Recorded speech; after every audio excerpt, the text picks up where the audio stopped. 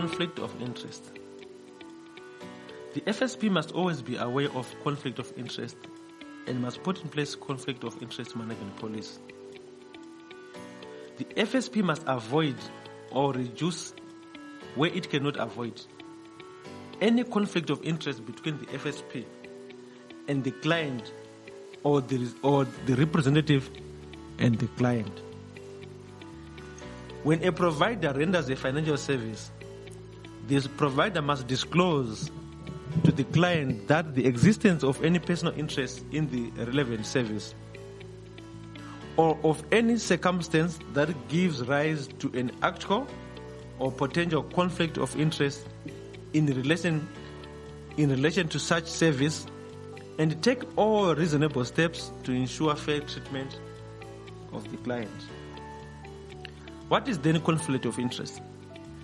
Conflict of interest means any situation in which a provider or a representative that has an actual or potential interest that may, in rendering financial service to a client, number one, influence the objective performance of his, her, or its obligations to that client, or number two, prevent a provider or representative from rendering an unbiased and fair financial service to that client, or from acting in the interest of that client, including but not limited to ownership interest, financial interest, or any relationship with the third party.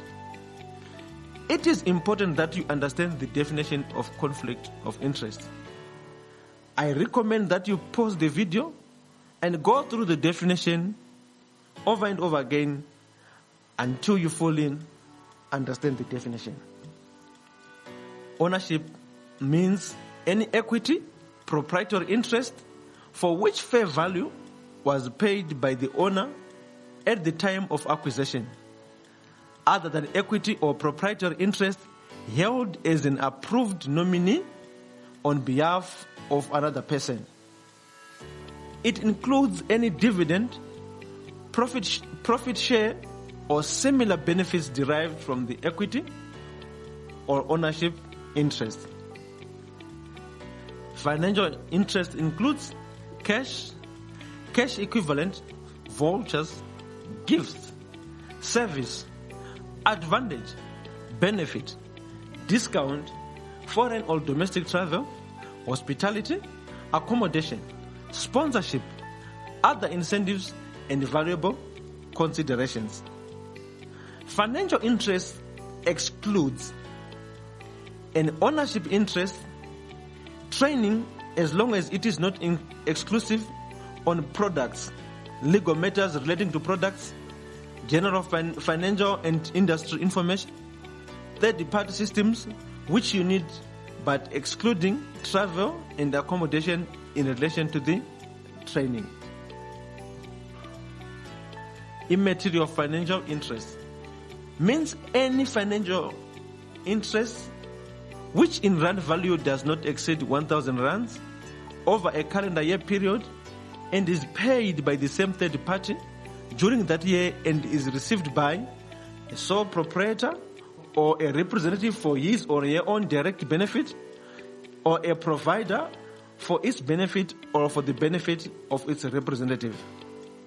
Sign-on bonus means any financial interest offered or received directly or indirectly, upfront or deferred, and with or without conditions as an incentive to become a provider. Relationship with the third party means a relationship with the product supplier, another FSP, and associate of the product supplier or FSP, a distribution channel, and any person who, in terms of the arrangement with these entities mentioned, provides a financial interest to the FSP or its representative. Conflict of interest policy. Every FSP must have, maintain, and implement the conflict management policy, and it must, number one, manage conflicts of interest as well as provide mechanisms to identify conflict. methods to avoid conflict or reasons for conflict and how it is mitigated, methods to disclose conflicts, processes to ensure compliance with the policy, and the consequences of non-compliance.